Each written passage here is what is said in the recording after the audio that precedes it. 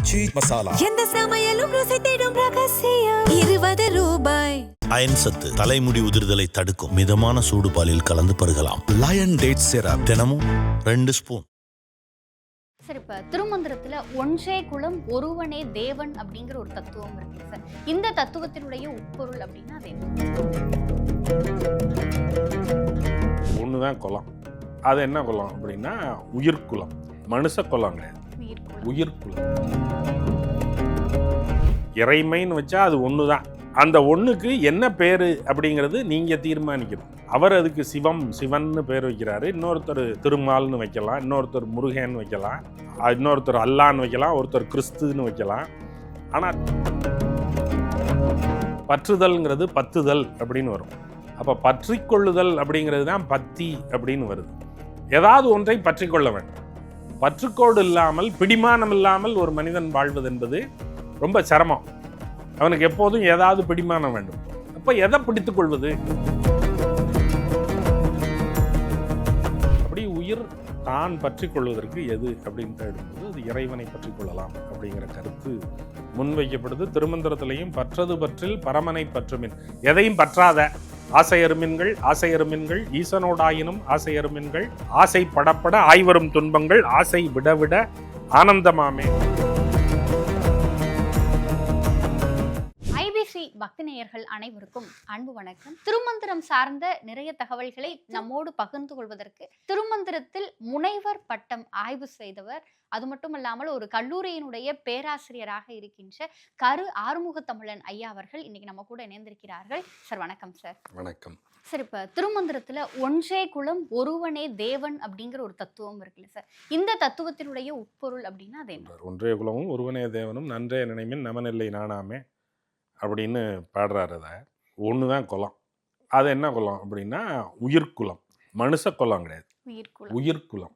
உயிர்குலத்துக்குள்ள யானை இருக்கு, பல்லி இருக்கு, பாம்பு இருக்கு, தவளை இருக்கு, எல்லாம் இருக்கு. தெய்வம்னு வச்சா அது ஒண்ணுதான். அந்த தெய்வத்துக்கு நீங்க என்னமாவது ஒரு பேர் வச்சுங்க, அது உங்க சௌரியம். ஆனா இந்த இடத்துல தேவன் அப்படிங்கிற ஒரு விஷயத்தை தானே. ஆமா, ஒன்றே குலமும் ஒருவனே தேவனும். தேவன்கிறது தெய்வம் தானே. தெய்வம்ங்கிறது பால் விகுதி காட்டாத சொல், தேவன்கிறது பால் விகுதி காட்டுகிற சொல். அப்புறம் திருமந்திரம் ஒரு அனாதிக்க காலத்தில் எழுதப்பட்ட நூலுங்கிறதுனால அவர் இறைவனை ஆண்பாலாக தான் பல இடங்களில் சொல்கிறாரு. ஆனால் இறைவனை ஆண்பாலாக அவர் கருதலை. இறைமை அப்படிங்கிறத ஆண்பாலாக அவர் கருதலை. ஆனால் அவர் சொல்லும்போது ஒரு பொது நிலையில் வழக்கப்பட்டு விட்டது எதுவோ அதன் அடிப்படையில் சிவன் என்றும் இறைவன் என்றும் அவன் என்றும் ஆண்பாலாக தான் அதை குறிக்கிறார். ஆனால் அது அவருக்கு முழுக்க நிறைவு தந்த, அது அவர் உடன்பட்டு சொன்ன கருத்தா அப்படின்னா அப்படி சொல்ல முடியாது. அவருக்கு அது ஒரு பொதுநிலை அப்படின்னு தான் கருத்து பொதுவில். அதனால் ஒன்றே குலம் ஒருவனே தேவன்கிறது இறைமைன்னு வச்சா அது ஒன்று தான். அந்த ஒன்றுக்கு என்ன பேர் அப்படிங்கிறது நீங்கள் தீர்மானிக்கிறது. இப்போ அவர் அதுக்கு சிவன்னு பேர் வைக்கிறாரு, இன்னொருத்தர் திருமால்னு வைக்கலாம், இன்னொருத்தர் முருகன்னு வைக்கலாம், இன்னொருத்தர் அல்லான்னு வைக்கலாம், ஒருத்தர் கிறிஸ்துன்னு வைக்கலாம். ஆனால் தெய்வமாக இத்தனை தெய்வங்கள் எப்படி இருக்கும்? ஒரு சித்தர் பாட்டில் எங்கள் தேவர் உங்கள் தேவர் என்று 2 தேவரோ இங்குமங்கு மாய 2 தேவரே இருப்பரோ அப்படின்னு சிவவாக்கியர் பாடுறார். எங்கள் சாமி உங்கள் சாமின்னு 2 சாமியாக இருக்கும், ஒரு சாமி தானே இருக்கும். உங்களுக்கு அந்த பேர் பிடிச்சி அந்த வேஷம் பிடிச்சி நீங்கள் அந்த வேஷத்தை அந்த சாமிக்கு போட்டு விட்டீங்க. எங்களுக்கு இந்த வேஷம் பிடிச்சி இந்த வேஷத்தை இந்த சாமிக்கு போட்டு விட்டோம், இந்த பேரை வச்சுக்கிட்டோம். சாமியாக எல்லாம் ஒன்று தானே, காப்பி எல்லாம் ஒன்று தான். அது அந்த கடை காப்பி இந்த கடை காப்பி, அவ்வளோதான். காப்பி தானே.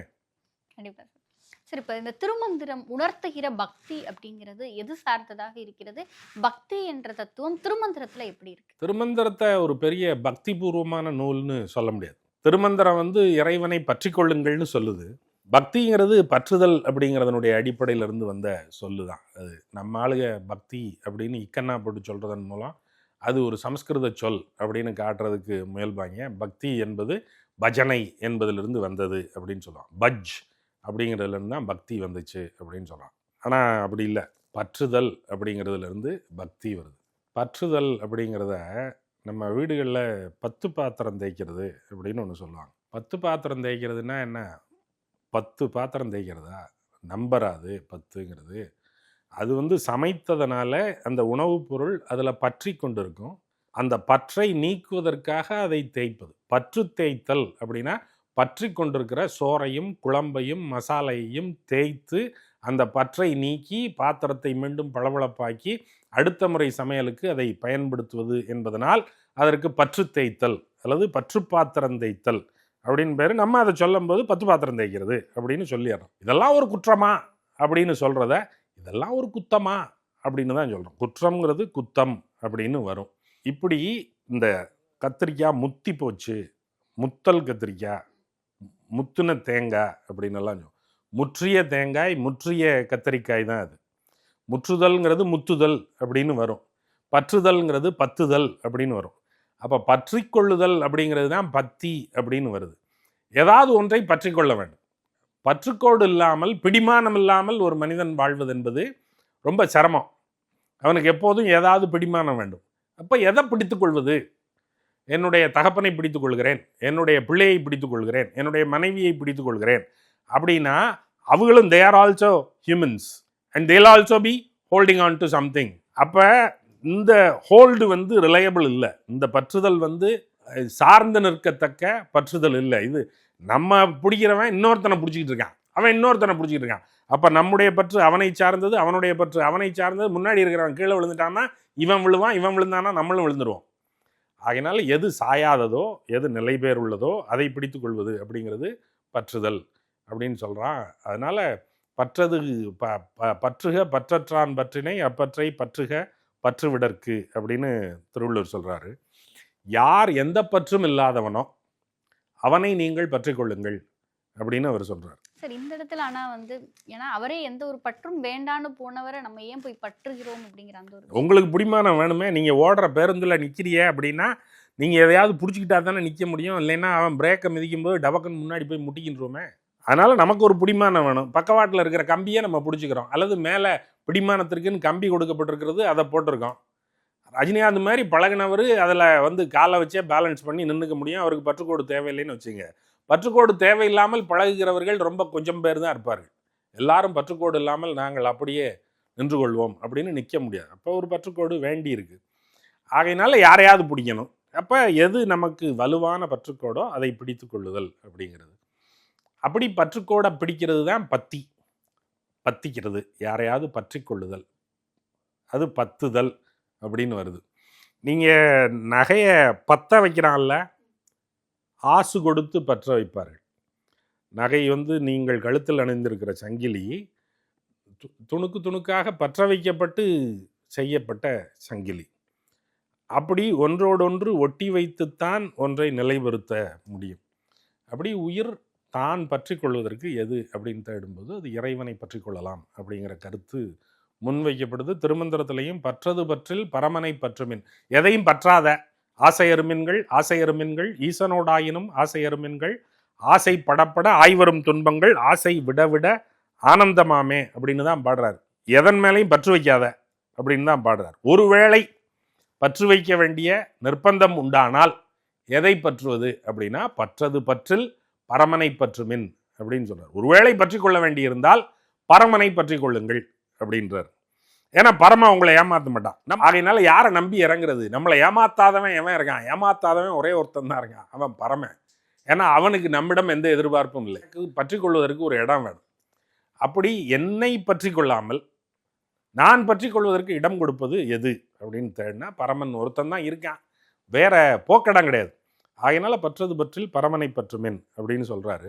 சார், இந்த இடத்துல பரமனை பற்றுங்க அப்படின்னு சொல்ற ஒரு விஷயமும் ஆசை அருமின்கள்ங்கிற இடத்துல வந்து ஈசனோடாயினும் ஆசை அருமின்கள் அப்படிங்கிற அதுதான் ஐடியல். நீங்க அப்படியெல்லாம் எதையும் பிடிச்சிக்க வேண்டியதில்லை, நீங்களாவே இருந்துட முடியும். அதுக்கு ஒரு பயிற்சி வேணும். அது உங்களுக்கு கைகூடலை, எனக்கு ரொம்ப சிரமமாக இருக்குங்க அப்படின்னு சொன்னால் சரி, அப்படின்னா ஒரு மினிமம் கேரண்டியாக இதை பிடிச்சிக்குங்க அப்படின்னு ஒன்று கொடுக்கறது தான். ஒரு புறநடை ஒன்று கொடுக்கணும்ல, எல்லாத்துக்கும் ஒரு விதிவிலக்கு ஒன்று கொடுக்கணும்ல.